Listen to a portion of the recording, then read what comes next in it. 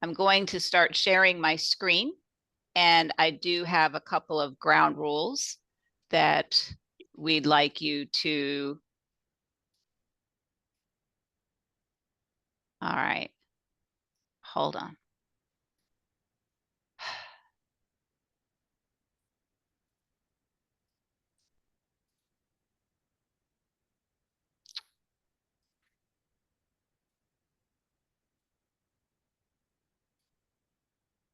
Okay, here we are. If you haven't renamed yourself, please do so. I'm seeing your notes. You're seeing the notes? Version. Okay.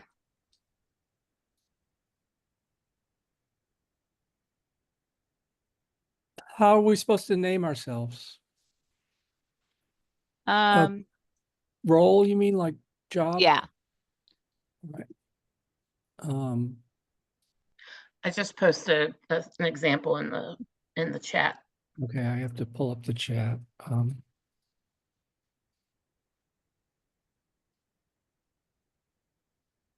Just club and officer role in your full name.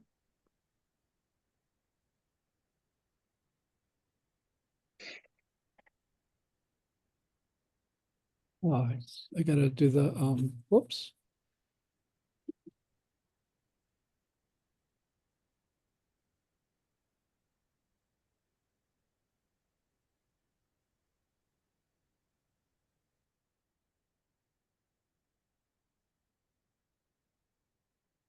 Cassandra, which one do you see? I see your presentation slide. Oh, perfect. All right. Okay. So has everyone renamed themselves? If you haven't, please finish that off. And I apologize for the technical troubles we did practice. Everybody always says that. Tonight, we're going to be trained on leading your club to success, specifically related to the club success plan. Who am I? My name's Christine Vey. I'm a distinguished Toastmaster, and I've been in Toastmasters since 2010. I've been an officer for several years in almost every version of the role. And I've also the public relations manager this year. And I hope you all saw the newsletter that came out on Monday, because I compile that and prepare that. So I hope you enjoy those. Please get back to me if you have any feedback about the newsletter. Please do not chat the whole group unless I ask you to. I do have one section where we will ask for a response in chat, but for the rest of the time, I don't mind if you chat among yourselves, but it's distracting to the group to receive group chats during the presentation. I've also built in questions. So when we get to the questions, we'll be able to talk about anything that you may want to refer back to as we move along.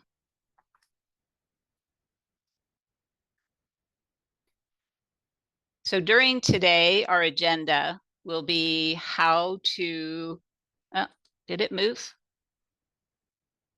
Oh, okay, there. How to start the club success plan, writing and managing a club success plan, and the club success plan simulation.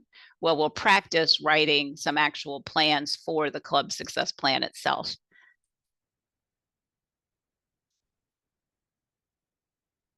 The objectives for today are to recognize the advantages to good planning, understand how to access, write, and manage a club success plan, and develop some planning documents to help effectively target your goals.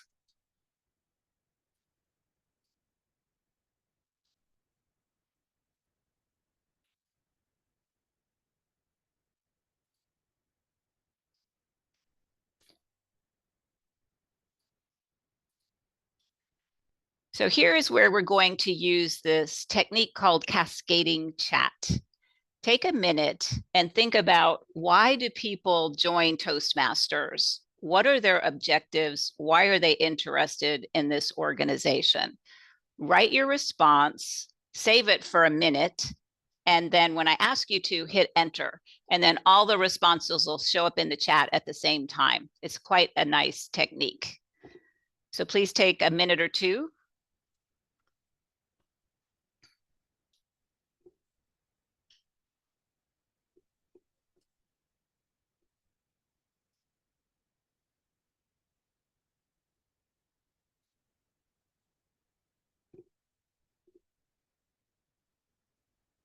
All right, go ahead and hit send, hit enter.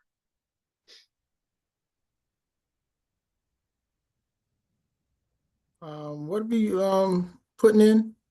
Why do people come to Toastmasters? What brings them? Okay. And Cassandra, I can't see them. Can you see them?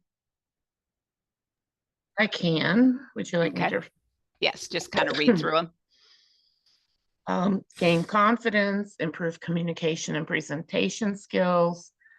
Their supervisor recommended it. Professional development, build confidence, advance their career, improve their self-esteem, looking for a supportive group, to overcome a fear of public speaking and improve those public speaking skills, improve leadership skills, improve relationships, make friends, learn to speak to groups. That's pretty much, there were a couple that were duplicates, so I just touched on tried to highlight the unique ones. Thank you, Cassandra. As officers, you are developing your leadership skills by serving in Toastmasters. By giving speeches, you're developing your confidence, but you're also helping the other members develop their confidence and maybe aspire to becoming a leader in your club.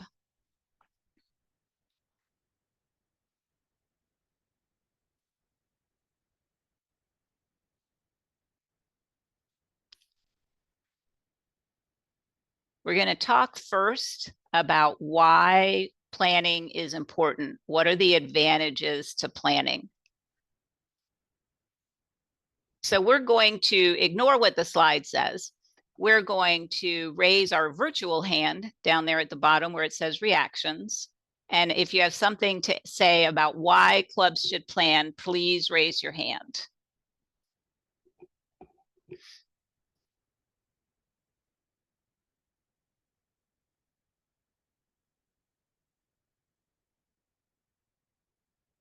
Okay, Bruce. So in order for everybody to get the objectives out of what they're coming to the meeting for. That's good. Thank you. Faye? Just thinking it's better for us to measure success so we know how we're doing year over year. That's good. Thank you. Levon? I was going to echo the same thing she just said earlier, but I think it also gives us we can forecast where we're trying to go, project what we want to do and accomplish. Yes, it gives you a roadmap towards your success. And that's exactly what the club success plan does, is provide you the roadmap. But it's your roadmap for your club based on what your officers want to do. Andre?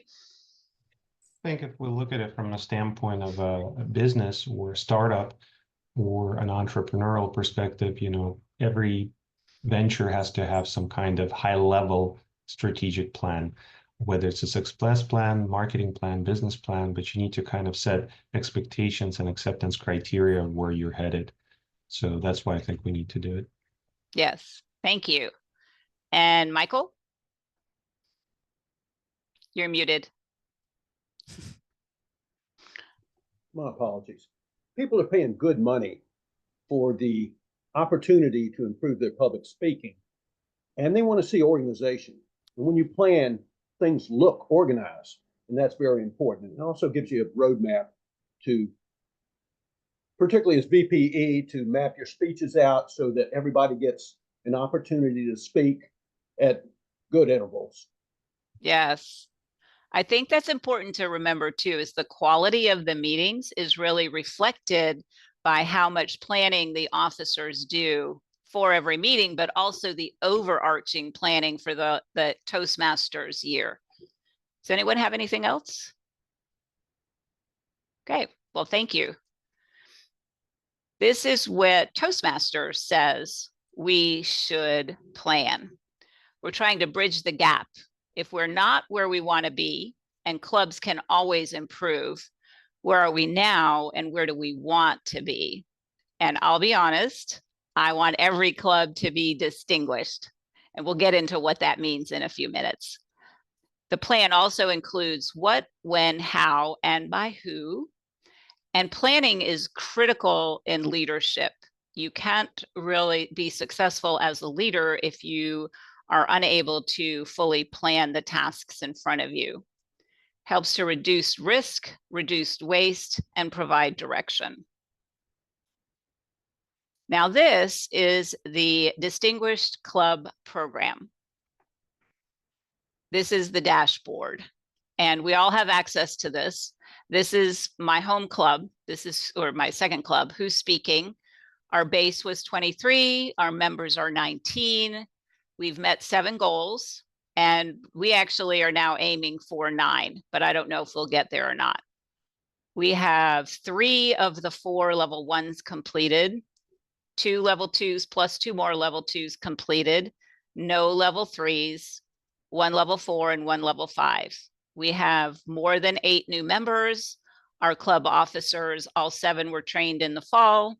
We're hoping to get 7, planning to get 7 trained in the spring.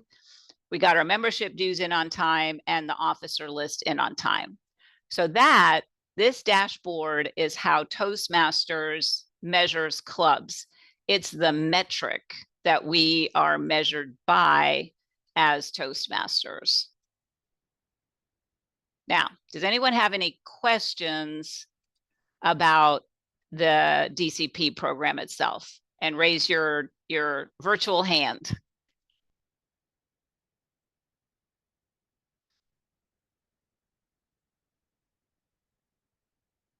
Okay.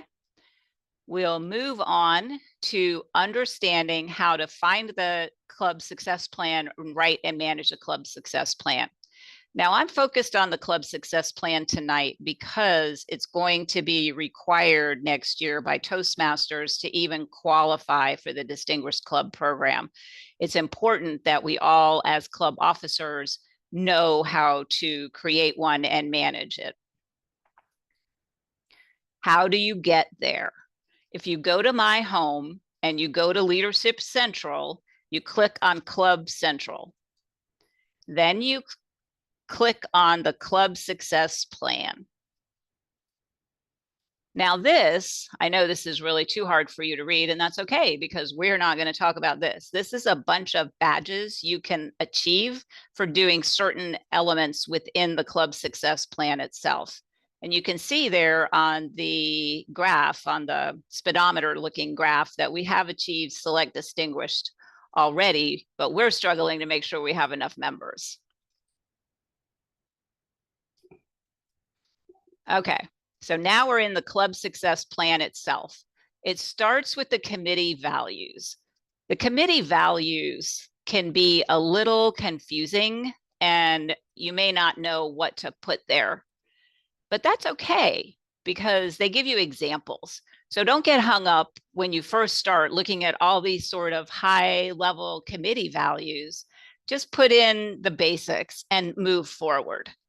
And I also wanted to point out, we are looking at the left maroon tab right now. Up at the top, there's 2 maroon tabs.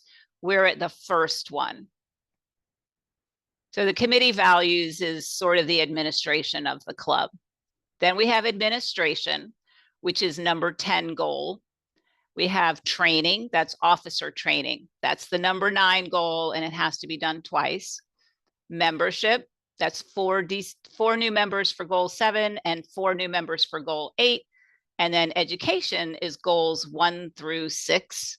And then contributing members should be all of your officers. You should be working together to create this plan. The committee values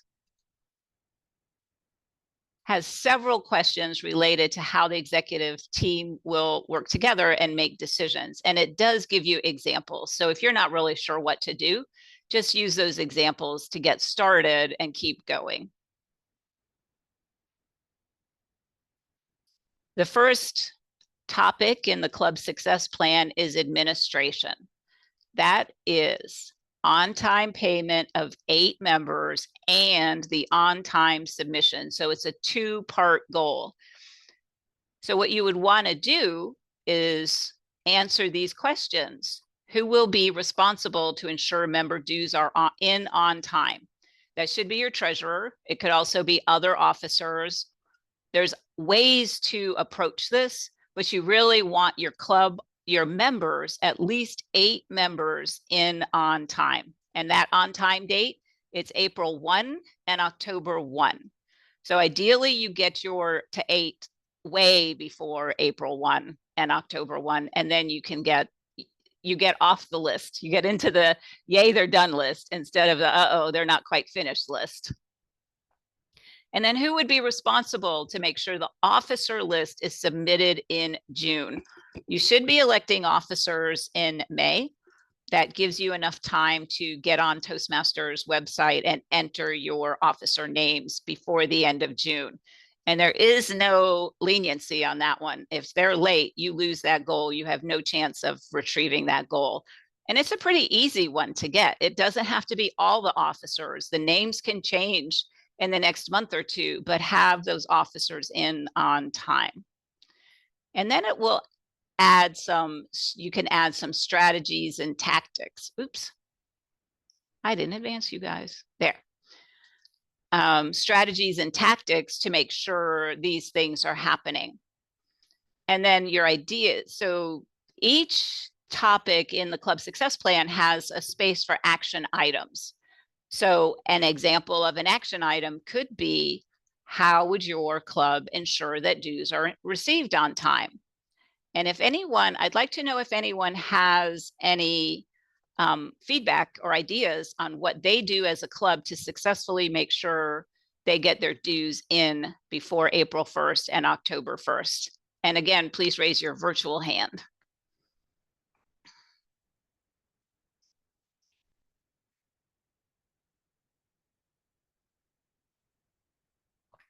George? Well, we use Free Toast Host as a website for our club, and it has excellent dues management software, and basically allows me to email mass reminder emails which explain how and when to pay. And it also, we also encourage people to do self-pay for the Toastmasters dues. So yeah, that it's pretty easy with that software to track Yes. and email and really keep people reminded. And what I like about using that is that we who've already paid don't get reminded relentlessly because we've already paid. So the only people who get the reminders are the people who haven't paid yet. Okay, Bay? Thank you, George. Bay? I don't have anything creative, but just to communicate. Whatever channel you have, like in person, during the meeting, email, whatever you have, just communicate with them, remind them. Yes. One could call that reminding. One could call that pestering. But it seems to take a lot sometimes to get people to pay their dues, even when they intend to pay their dues. It's not that they don't plan to pay their dues, they just don't get them done for some reason or another. There's also the opportunity to pay for members to pay for a whole year at a time. They don't have to pay for just 6 months. They can pay for the whole year. And George mentioned self-pay. I find those two features to be super convenient when we're trying to get our members in on time.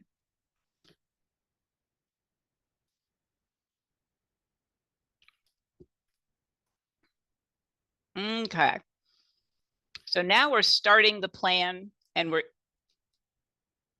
into training, and this is officer training. And the club success plan has a list of all the roles and all the and who you expect to go to officer training. I hope everyone would choose all 7 officers to go to officer training as your plan.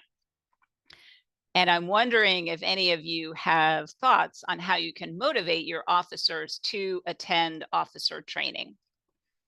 Raise your virtual hand.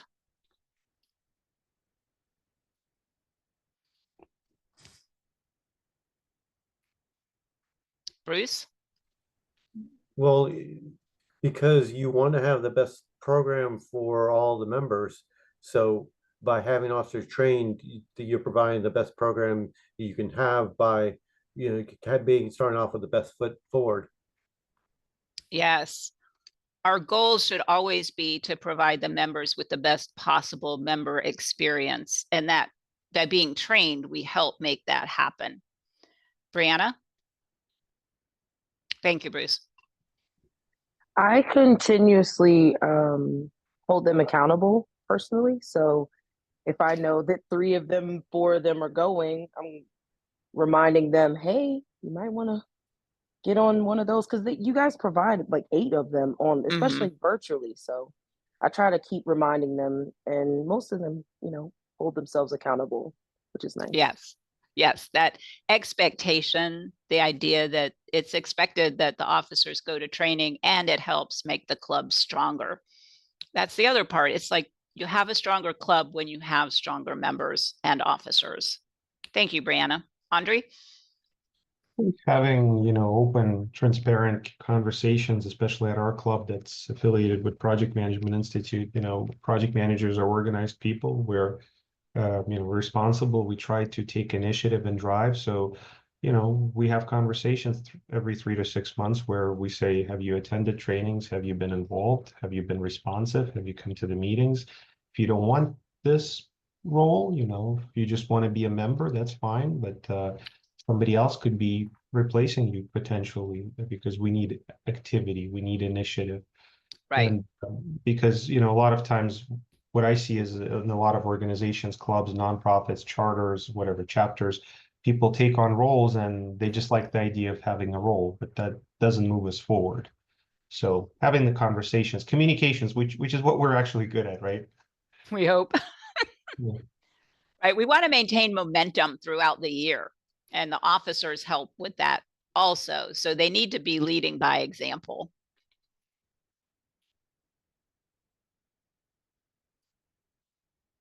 Okay. The next one is the education. Oh, Bay, did you have a question?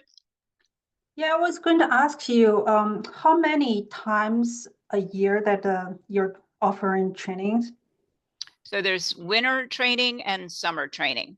We're in winter training now, and that goes through February. And then summer, I think our first session will be in June or July. And then we just have to we offer like 2 months worth of training. Thank you. You're welcome.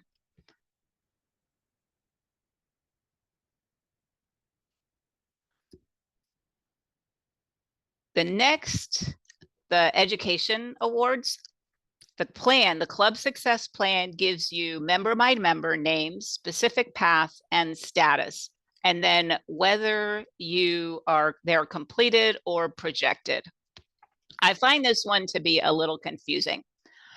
If you look over to the right where it says education goals projected, you can see I bounded level 1 awards completed. That's 1, Ryan McCarthy. We have projected 4. If you look in the name by name, it gives you their name, their path, and what level they've completed. I circled the blue check mark. That is just the projected. That is not completed. Even though it's nice and colorful, it is just projected. The faint gray boxes are the ones that are completed. So this is kind of useful. If you revisit your plan, you can kind of see where people are. But you have to be careful that you don't think you've got all these done when you really don't. And the gray box also only applies to the member.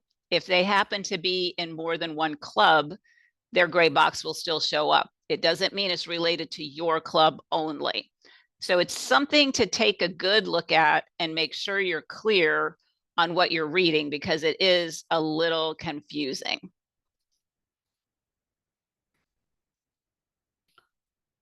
So what are some ways to motivate members to progress through the education awards? These are questions that the club success plan can ask.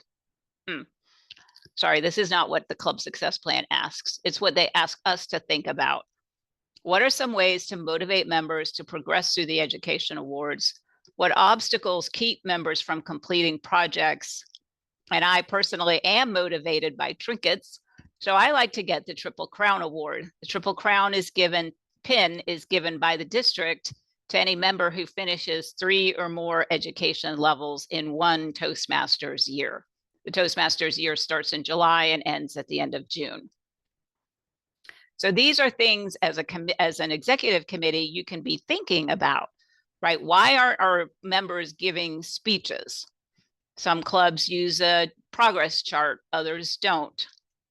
Some clubs try to introduce incentives.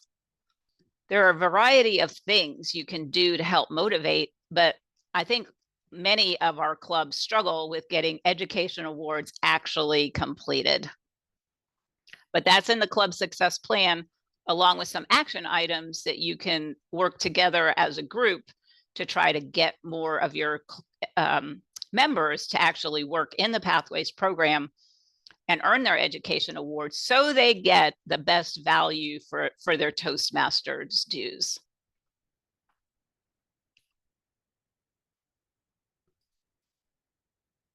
And then we have membership. You should have an idea of what you'd like your membership goal to be at the end of June. Now, to qualify for the Distinguished Club program, you need, they like you to have 20. 20 is what they call charter strength, but not all clubs have 20. You have a base, and they want you to have 3 new members above your base to qualify for the DCP. And this is a good place to have some concrete action plans, because this is an area that the officers can actually influence. And we're going to spend more time on the membership building portion of the Club Success Plan next. But does anyone have any questions about what I just talked about? Raise your virtual hand, please.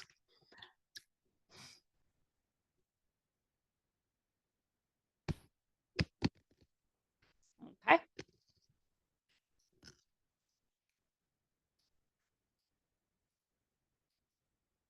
Now we'll move into developing the planning documents to help you effective target your goals.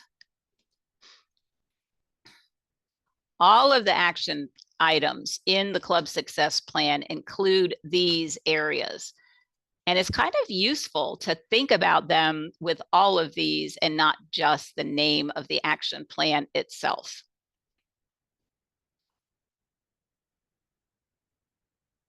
So here's an example of how you can think about your membership. This is an example from an actual club in District 66. Now we can have an open discussion. I think you'll have to raise your virtual hands to manage this, but someone tell me, what is the current membership situation? Glenn, you're on my screen. Glenn Doggett, what is the current membership situation? For gold standard, we are at 9 members. And we are about to have 2 of them go out on a maternity leave. So we'll probably be dropping below charter strength before our March due cycles are due. Okay. So your club is similar to this club. It has 13 for a base. You all have 9, but they're down to 11. And to qualify for the DCP, they would need 16. Now, it's helpful if you know approximately how many new members do you join your club every year. And if you have an idea of what is the obstacle in achieving your membership goals. So this is for the Club Success Plan. These are the kinds of things you can think about as you're working through this. Now, the membership qualification can be confusing. Does anyone have any questions about what this really means? Your base is 13, you have 11 to date, and you're required to have 16 or 16, which represents a net growth of 3 new members. Does everyone understand that? A renewing member doesn't count. A member who's been gone for a while and comes back, they don't count. They have to be new to Toastmasters. Levon. I need understanding. Can you help me out with that? Okay, do you have a question? Yes, he was explaining it, so I was trying to figure out. Okay, so you had this base refers to the number of members that the club had starting July 1. When the renewal in October rolled around, they lost a few members. And when I snipped this, which was about a week ago, they were down to 11. So they need to get 5 more brand new to Toastmasters members to get up to 16 so they can qualify for the DCP. Does that explain it? Yes. Okay. And it's the net new, it's the new members that can kind of trip people up. It doesn't matter how long they've been gone. If they come back, they don't count as new. They only count as new if they have not been here if they've never joined Toastmasters before.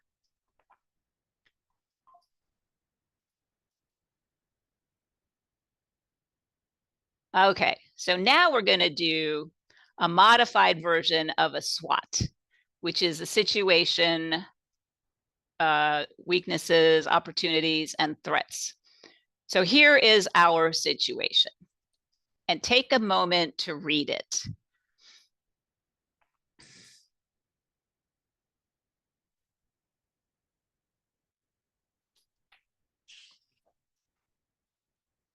All right, when you have an idea for an action plan, what we're going to do is brainstorm all the ideas first, and then we'll go idea by idea and formalize what the actual action plan would look like in the club success plan. So does anyone have an idea to help this club convert visitors to members? Raise your virtual hand.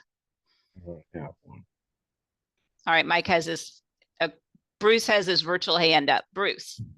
So obviously, just straight based on the situation description, you're pushing people away by how you run your meeting. So I'd say first things is go analyze how you're running your meetings and say does it obviously you're pushing people away. So what can you do to change how it sounds like based on the description that we have to change how the evaluators are doing their evaluations, and it sounds like they're not even doing it per the guidance that Toastmasters suggest you do evaluations by.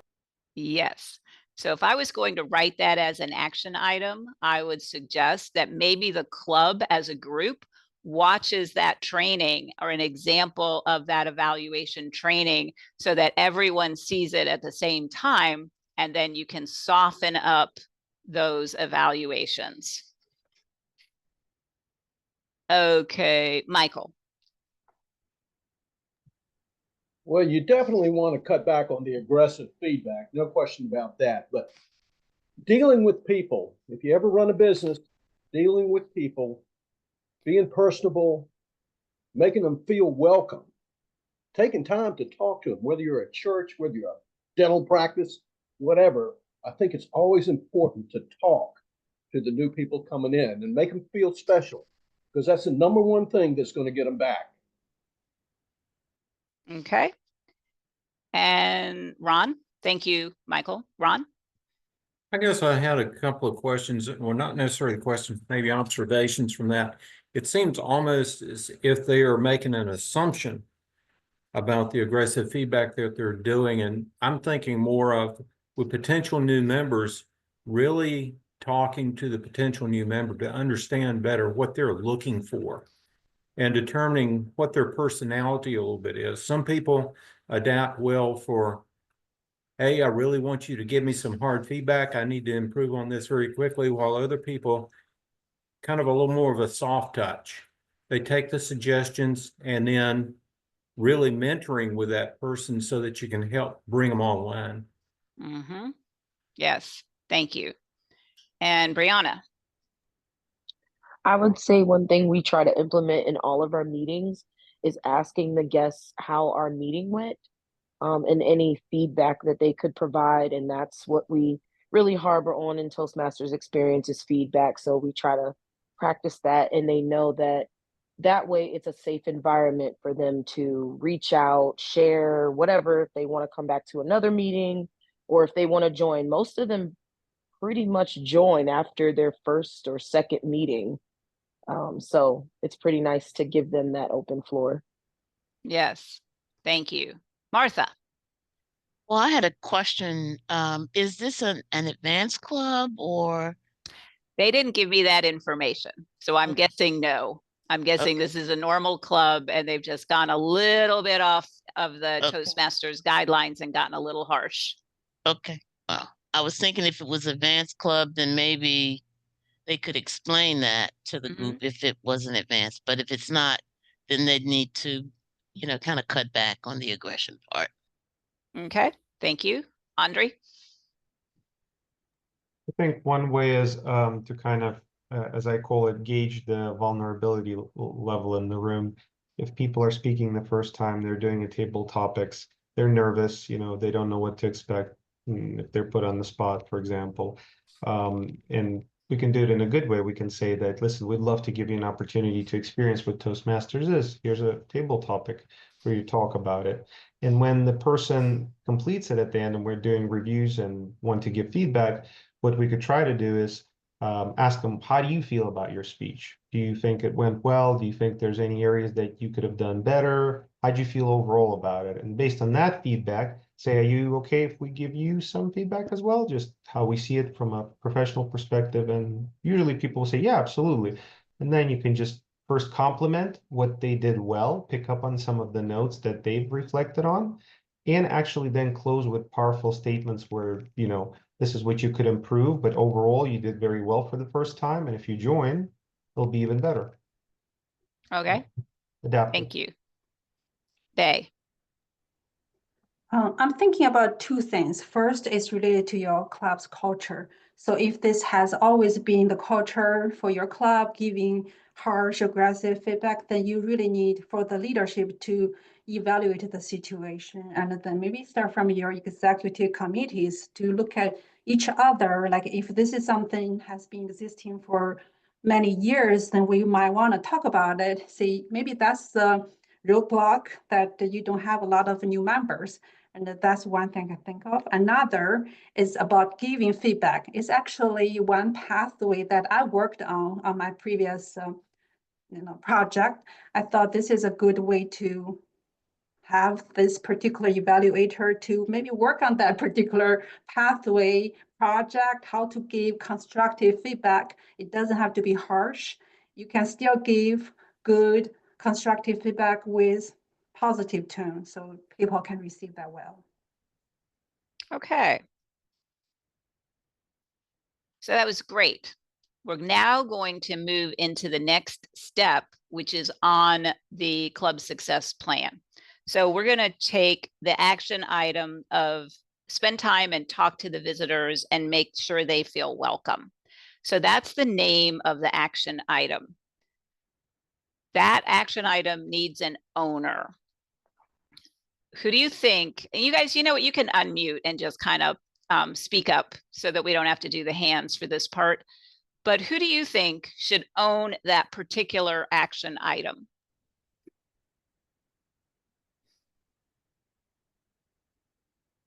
Mike? All officers. Oh, Pat? Yeah, all officers should make them feel welcome in one way or the other. Sergeant of Arms, treasurer, membership should be number one leader, I would think. And vice president, president, all of the officers should make them feel welcome and sit them, if they're brand new, by someone or an officer who is an experienced Toastmaster. So if they have any questions, they can lean over and ask them, my opinion. Okay. So that's fine. Out of those groups, I would choose the vice president of membership. because by definition, the VPM has the responsibility to convert them into a member. Now, that doesn't mean the VPM does it all by themselves. It means they sort of control it and remind other members to greet the guests, and they talk to the guests themselves, and they introduce the guest around. And the point of sitting them next to an experienced Toastmaster is a very good one. It helps a lot for them to sit near someone who knows what's happening. Now, for this particular one, so for action items, there's a start date and an end date. What do you think we should start and end with this particular one? This is easy. It should be going all the time. Right. So it starts now, and you can put it ends June 30th for the form, but you'll do the same one next year. And then what kind of resources do you think you might need? Do you need people? Do you need items, maybe a name tag or a pen to help them feel comfortable? Can you think of any sort of people or things that they would also need to make to implement this action item? Well, we sometimes give out a nice little folder with stuff in it for for new members. And at the same time, email follow-up is hugely valuable for our club and for other clubs. Mm-hmm. And we go back to the owner. Who would own that? Vice President of Membership. Why, yes, Ms. VPM in my own club. VPM. And stellar example too. Yes. Whenever a visitor comes, I always let them know at the end of the meeting. I will follow up with them within the week, the end of the week, with some additional information. And I CC the president and George, our treasurer. Perfect. And there is some information about the initial icebreaker as well as an application attached to that email. And then we also have hard copies of application at the meeting. Yes. Yeah, that's really good. And then this would be another one that starts now and goes till June 30th, but it would be a good idea to document in there to follow up with visitors within a week or within 3 days or something, so that whoever's the executive committee of your club next year has these guidelines to be working towards. Okay, so that finishes the situation for the first situation related to membership. Now we're moving on.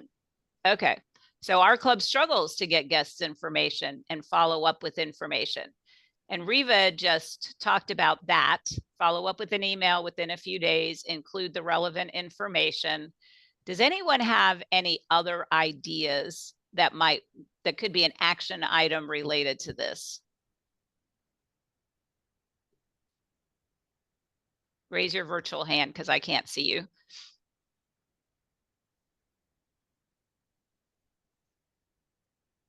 Bruce. Well, to start off, I mean, I don't know if she mentioned the fact is obviously make sure you always have available, check in, the guest book and everything, then, get them to fill out everything right at the beginning, so that you aren't trying to track them down at the end of the meeting to get the information. That's a very good point. It can be hard to keep track of them at the end of the meeting, and a little sign-in book is a great idea. Plus, it gives you an idea of when they visited, and then maybe they come back and was that 3 months ago, 6 months ago? You'll have an idea of when they were there the first time. Ron. I was going to echo as far as the sign-in guest book, but you also have situations where you have hybrid meetings or just remote meetings and have guests come in. It's key there to make sure that somebody, VP of membership, or maybe another member that has been in contact with that person, to make sure that they have their email information and that's forwarded appropriately throughout the club itself. That's a very good point. When Riva is not in the room, she'll text me to remind me because I don't automatically think of it, but we'll get the email from the guest so that Riva can then follow up with them. But that's a good point. When half is somewhere and half is somewhere else, you have to try to make sure someone is doing it. It doesn't always have to be the VPM, but the VPM needs to make sure it's happening. Anne.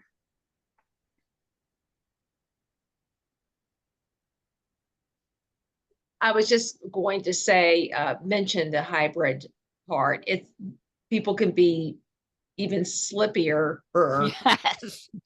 Online, and that is a struggle for us.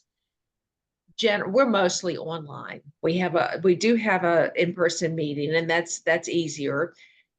But with the online situation, we just generally ask them to put it in the chat so we can continue to send them emails and just leave it at that. Yes, thank you. And Riva. If it's a case of I'm not there in person and they're, say, on Zoom as well, I always send them a private chat just saying hi, welcome. And if I'm in the room at the in-person meeting and they're online, I always make a point of going up and saying, hey, glad you could make it, whatever. But just so they know, and also, you know, our president also mentions if they have questions, they can reach out to me and that I will follow up with them in a few days. Thank you. Thank you, Riva. Andre? There's different ways of doing it. What we've tried, one is enabling Zoom registration so that we can collect the contacts of the members beforehand. That way we can reconcile them against the actual visitors of the club and see how many attended, how many just registered. You can also route guests and members through one single channel. For example, we've explored Meetup, and you kind of, you know, asking everybody, take a second. It's really easy. Go and register there. That way we'll have some information there. And I think Meetup allows, forget what the name of the service is, but you basically can connect with people afterwards, sort of like on LinkedIn.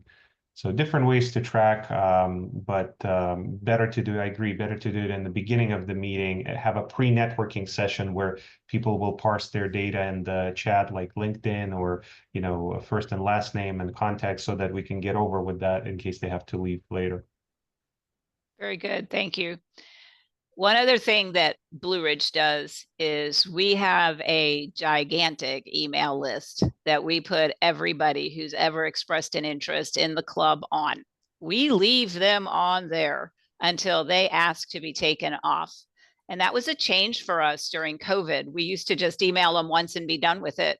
But I had to send these emails anyway. So I just started adding more and more people to the list. And now we get people, they literally come and visit and they're like, yep, I've been getting that email for 6 months and I can finally come. So when they ask to be taken off, take them off. But there's no harm in emailing them every single time you meet to make sure they're aware that your club is still alive and they're still invited. Okay, moving on.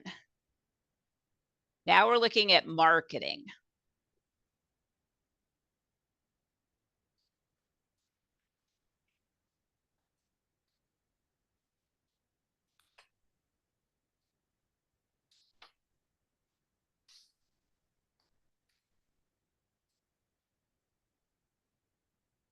Does anyone have any thoughts about how you could market the club? George. You're muted. Sorry about that. It helps a lot to have a website for the club that is going to show up in Google search results for like Toastmasters Club, Charlottesville or whatever. Because a lot of people, they hear about Toastmasters, but they don't know if there's a club in town, and they find us that way. And also, I don't know if it's still valuable, but we used to occasionally put flyers up in places and stuff. I don't know if that matters much, but certainly having a club website that can be easily found is a big way to get people to hear about us. Okay, thank you. Glenn. Yes, we're a corporate club, and what we have a member who is doing one of their pathway electives to manage an online panel discussion. So we're partnering with other volunteer groups within our organization to sort of present. So Toastmasters present our employee resource groups. So we're going to do that as a way of showcasing Toastmasters, what you can learn, but also highlighting other volunteer opportunities within our organization. Thank you. Mai?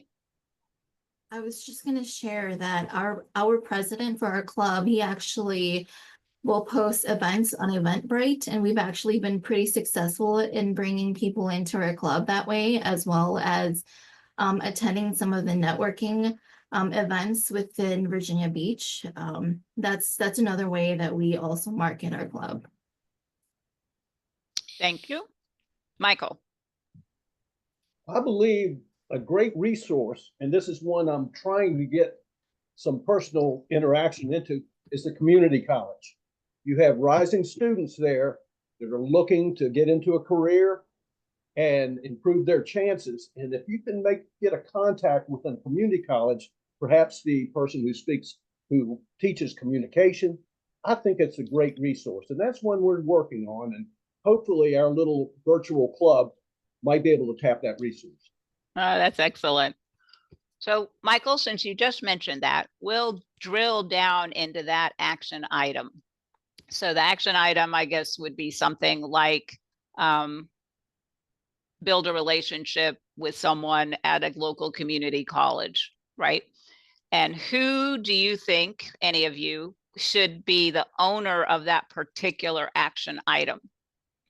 The community college, it's all about education. So I believe it's the vice president of education. Okay. And they could recruit help, but they would be the person with the responsibility to work on this action item. And then, of course, the start and the end dates. So this is a better one, though. What do you think the end date should be on this one?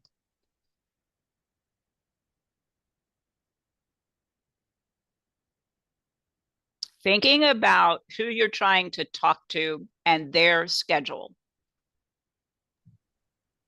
Exam time's probably not the best time. Exactly. So I'd say mid to end of April, right? So that's what you do when you put your dates together. You don't just make everything June 30th. Ideally, you would be done by then, but you want an earlier date for this particular one because of their schedules. Once exams come and go and finals are over, they're going to be less inclined to be interested in something like this. So try to get it moving now so that by early to mid to late April, you have something going on. Bay. This is just a follow-up question. So it sounds like you're recommending us to run a seasonal campaign around students' semester schedule so that we can attract more members. Is that what I heard? Well, that is a prospective action item for a club that wants to try to get in with the community college.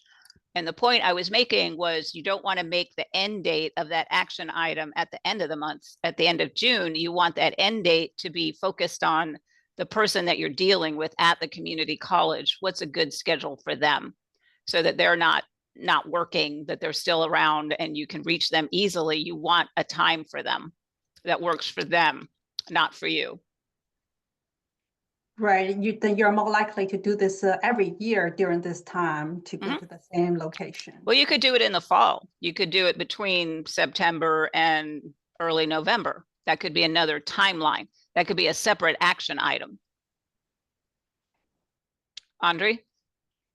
I think I agree with Michael when he said about the community college. It's about where, not what or how.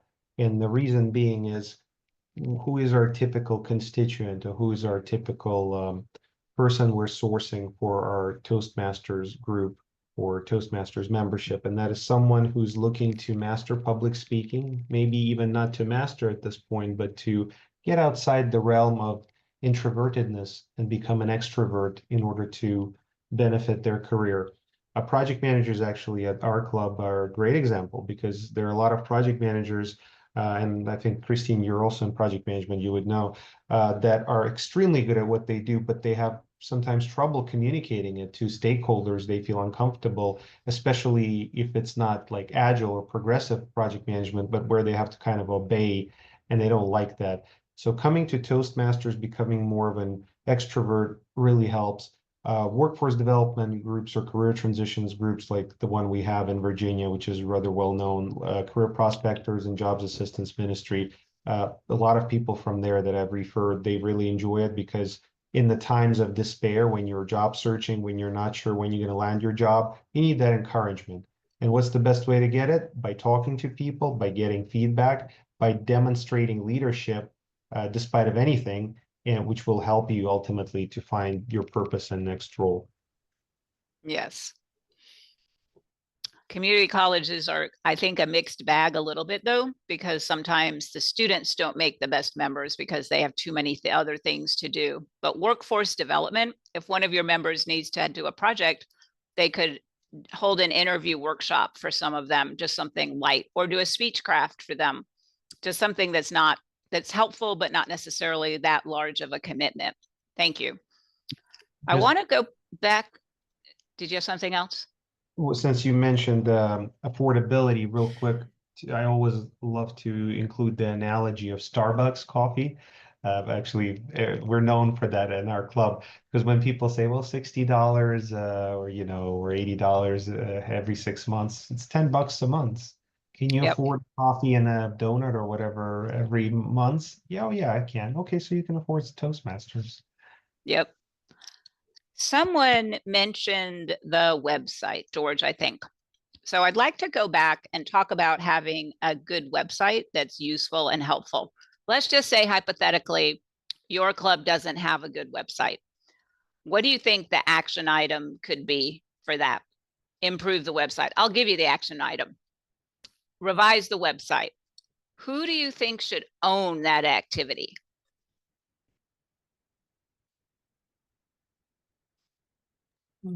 Vice President of Marketing of publicity. PR. Yeah, You mean PR. PR. Yeah. Right. But that person might not be capable, but they can be the owner. They don't necessarily have to do the work, but they need to be responsible for getting the work done. And that's the point, right? You don't have to do every single thing yourself. You don't have to have your name is there. It doesn't mean you're physically doing all the work. It means you're making sure the work is happening, whatever that might mean for the action item you're on. And then there's a start and a due date, and then the resources that would be needed. Now, the website could be pretty challenging if you've got a difficult website, but it's a very important place to expend some of your time and energy, I think, because it's true. Most people find it by looking it up. Anything else before we move on to the next scenario?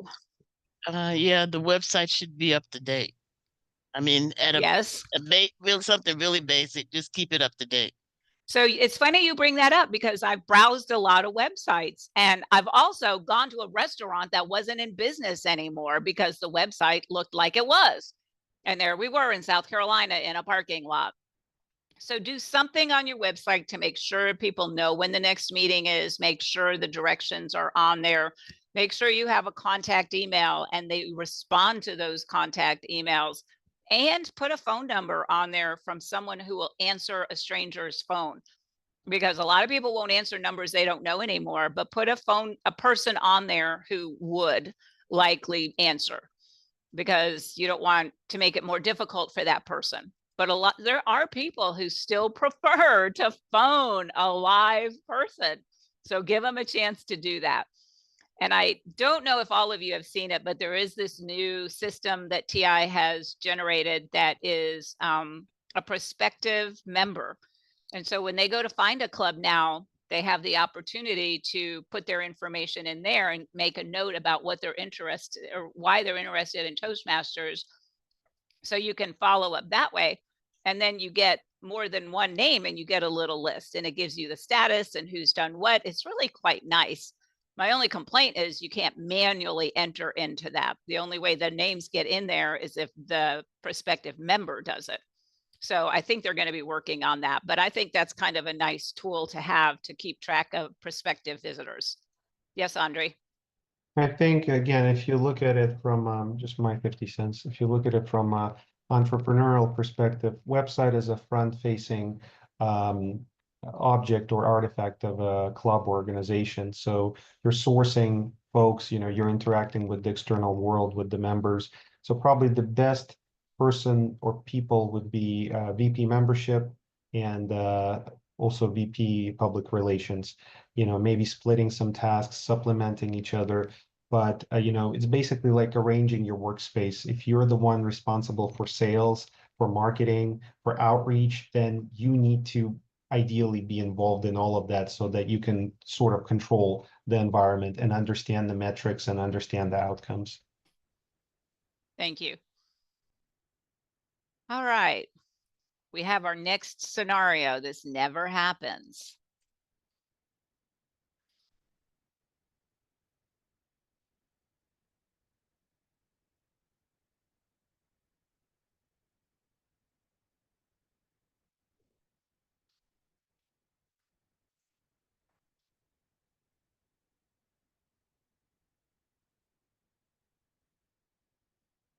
Okay, raise your virtual hand if you have an idea for an action item.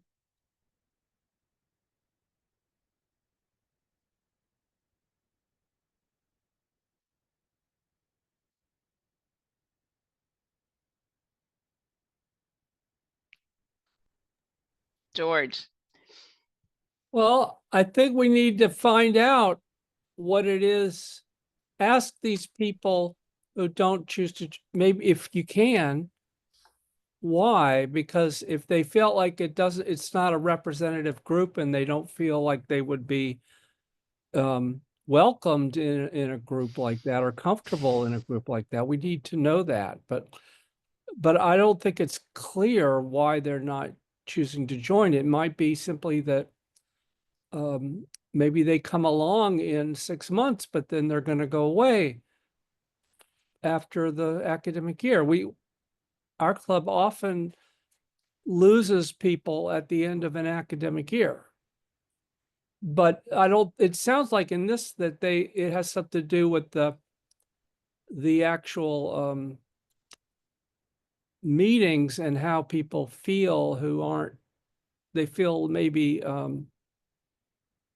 alienated or something. That's all. Okay. So follow up with why not. Riva. I thought of it as people sometimes feel more comfortable in people who are a representation of them. I know when I first started going to it was maybe 1 or 2 women, and it was mostly Caucasian. I didn't feel why this has nothing to offer me. I don't belong here. But after, going for like 6, 7 years, the membership changed and it was more younger and very diverse membership. And I felt like, oh, okay, I can get somewhere with this. Now with this, mostly retired. I can see where, a college or university, but maybe the college or university would like to start their own chapter.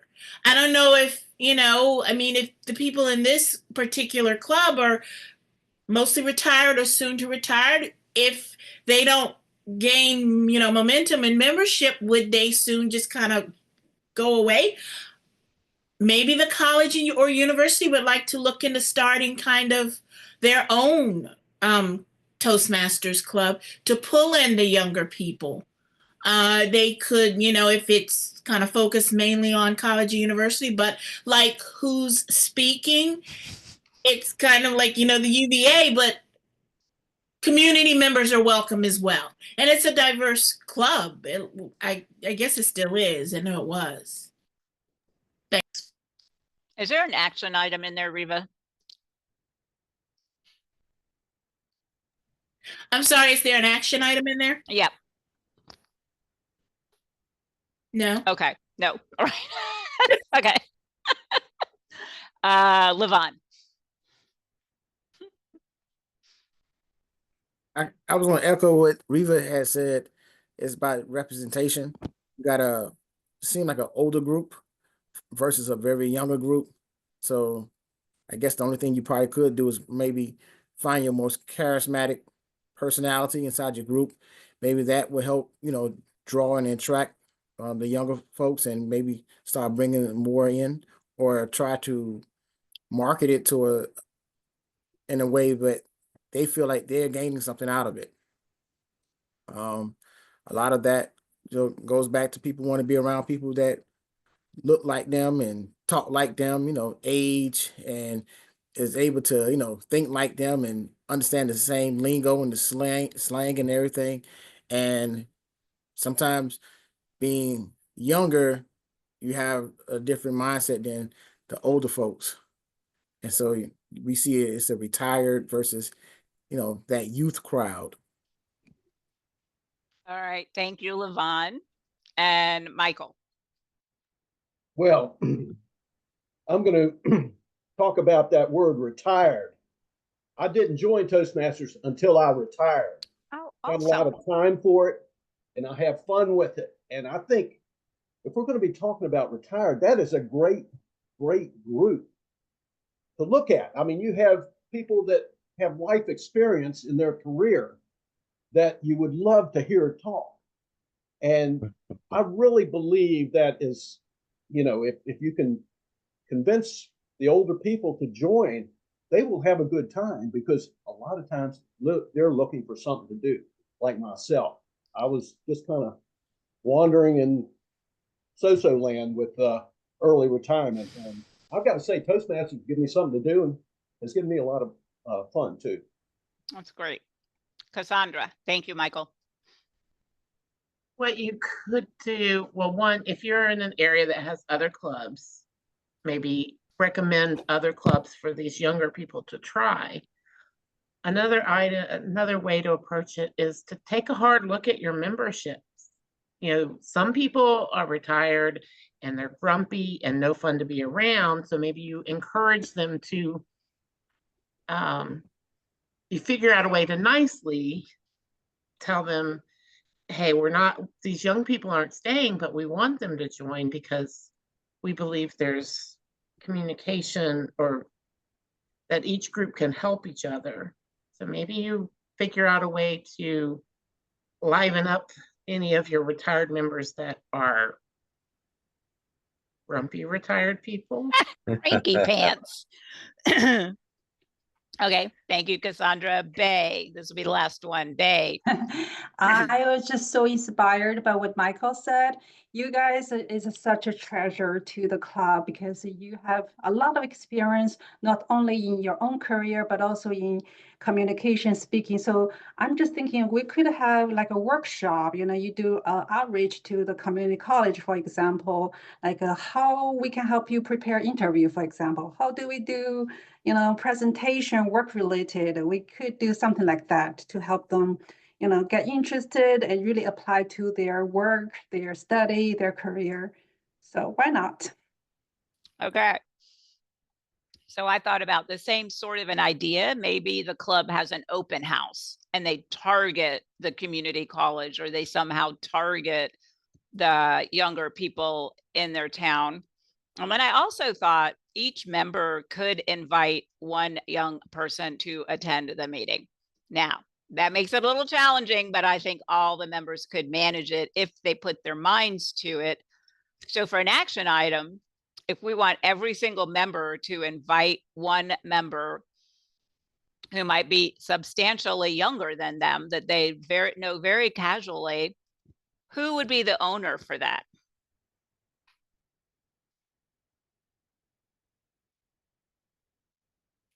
Well, I would say the president, because I think the president's going to be the one who's doing all the pestering communication to try to get people to remember to invite other people, and specifically younger people.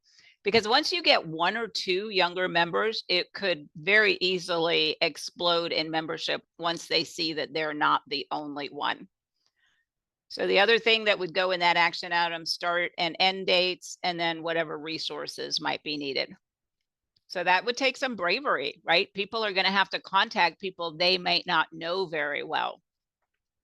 But it's good. Believe in the program, and it's easy to invite people.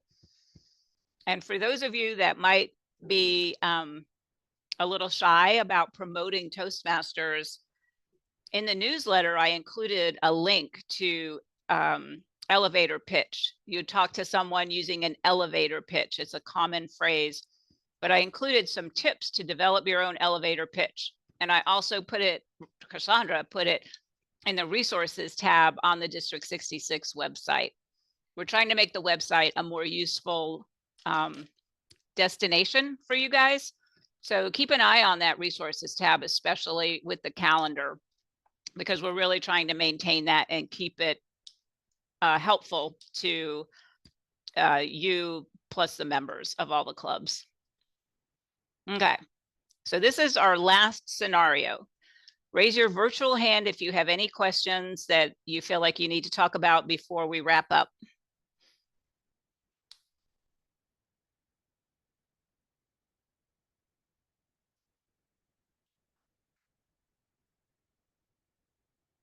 Okay, so since we don't have any questions and we do have some extra time, I'm going to, so this is the final slide.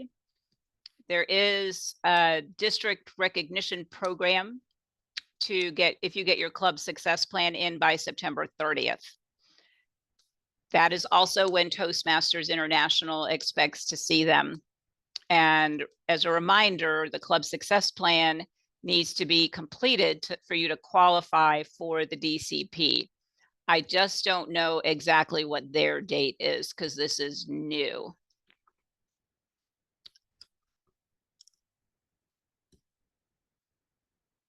And tonight we've talked about how to find and start the club success plan, how to write a club success plan, and we did a simulation focused on membership building. And if you have a question, raise your hand. For those of you that would like to leave, you can leave. If you'd like to stick around, we can have another session like we did with the action items talking about education awards.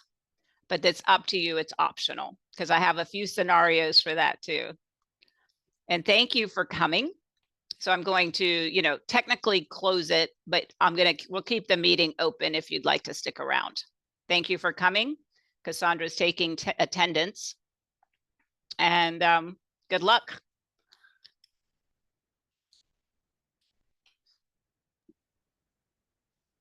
Thank you, Christine. It's a great. You're welcome. Great meeting. Great. Go back and do your club success plans. Thank you. So that it's ready for next year.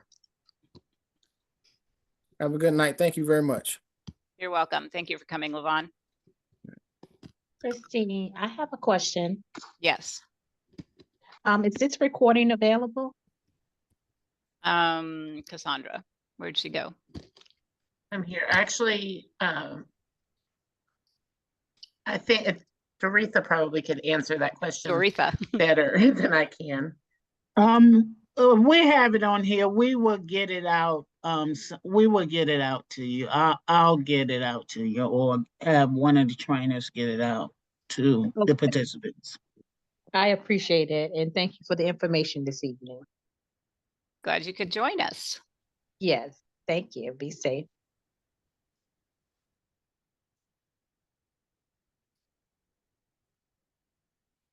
All right. So you guys are hardcore, and Michael, you have I can see everybody now. So Michael, you have your hand up. Back to the getting your educational requirements. We have a small virtual club. Everybody likes to speak. Everybody gives very engaging speeches that are fun to listen to and you learn from. I truly enjoy that. I do have a couple of members that have logged enough speeches to get all kinds of awards that do not do their pathways. And it's, I'll take time and try to talk to them and so forth, but I can lead a horse to water, but I can't make the horse drink. You have any suggestions? Well, it's funny you brought that particular one up because that's actually one of the scenarios in the Toastmasters session. We have a few longtime members who do not want to work in pathways. Okay. I've seen this happen in some clubs, and I'm not representing anything other than myself right now. But I would almost be tempted to say, you know what? You got to do pathways. You can't give a speech if you don't do pathways. Now, I know that's harsh. I know that's not what people think, but that's what I think. If you're going to be a Toastmaster, you work the program. Now, sometimes there are professional needs like that are hard to fit into pathways, but I've been able to find a project for every single professional need that's been brought to me as a VPE. So I think they can do it, but they need to be watching the training. You don't want to just say, okay, you just did a, level 3 elective in whatever. They need to watch the training and do the work to earn it. And if they, I know your club is small, and so then you run the risk of losing members. But I feel like if you're going to be a Toastmasters club, in my opinion, you should be a Toastmasters club. You're not an organization of speakers. You're an organization of Toastmasters. And Doretha, you might have something to share that may not agree. Yeah, that's good. That's good. You said it all. Yeah. It's just what I think. And I've seen it happen where they just don't comply. And it's like, okay, the agenda's full. Until you're ready to give a pathway speech, there's no room for you on the agenda. And Michael, how long have you been in Toastmasters? About 2.5 years. Okay. So you may not be aware of this. There is a whole probably 10 to 15 session that have been prepared by Toastmasters that can be what you call a pocket speech. You can use that to fill in the agenda when you don't have enough speakers. And one of them is called Successful Club Series, and one of them is called Better Speaker Series. So if you get on the TA website, you can get all of those. They come with slides. There's a guide. It sort of guides you along, and it helps your club learn about different things. And it's a great way to give a speech that also benefits the club and sort of elbows out those non-compliant speakers.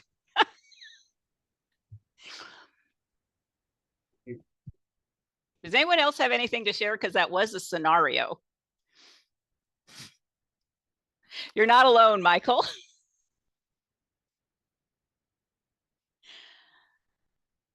Okay, here's another scenario. And the goal here is to think up actions that you could put on your club success plan and also work through as a club. Members get through education, but very slowly. They seem more focused on participation in meetings than completing their path. So you guys probably have them, the members who come and hang out and socialize and enjoy table topics and take on roles. They're reliable, they're engaged, but they don't want to give speeches. Does anyone have any thoughts on what kind of an action item any of us could do to help motivate that? Sage? I would just talk to the person. Just shoot them a private email. And I would just always go back to what is it that you want? What is it that you're looking for? What is your goal? Everybody, even though we're all in Toastmasters, everybody's in it for their own reason. So don't assume that your reasons are the other person's reasons. Just find out what people want and help them get it. Maybe, just figure out how you can help them. Just reach out to them personally through email.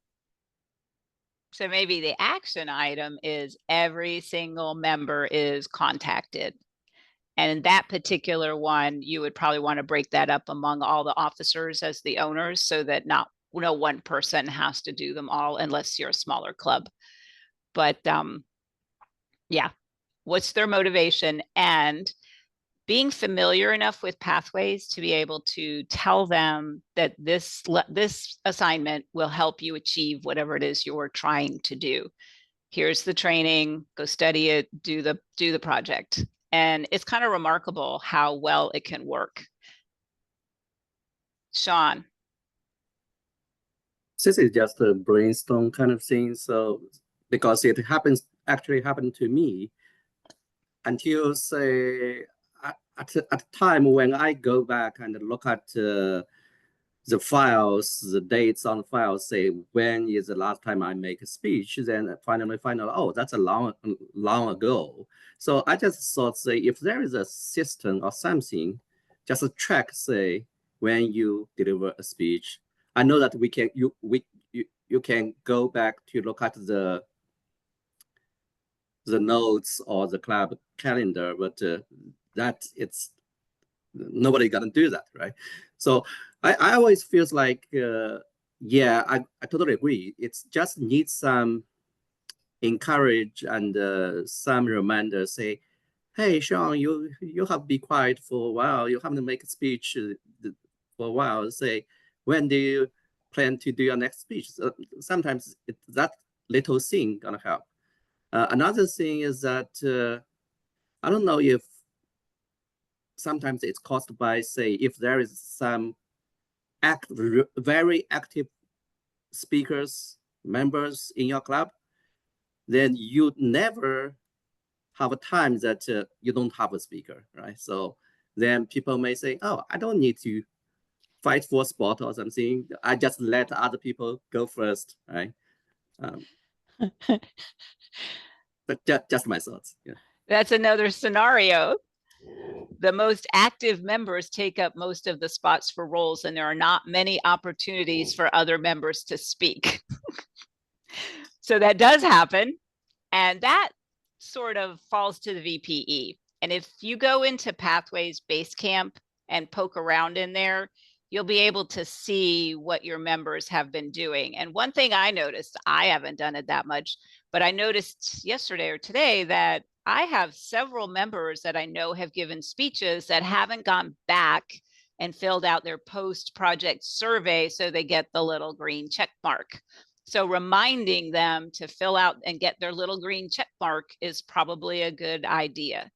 But that's tracking mechanism is a little different than the problem of people just don't want to give speeches. I see sometimes a perfectionist problem, like they don't think they're going to be good enough, so they don't want to give the speech. And it's like, that's when I try to tell them, well, done is better than perfect.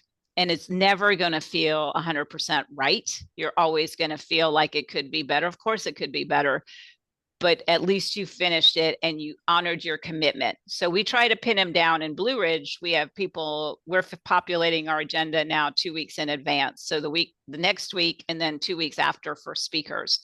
And we're trying to manage that so we don't have too much domination, but it's not really been a problem too much in that club. So we have a cluster. We have about a half to 3/4 that like to give speeches. And then we have quite a few that you really have to kind of remind them to give a speech.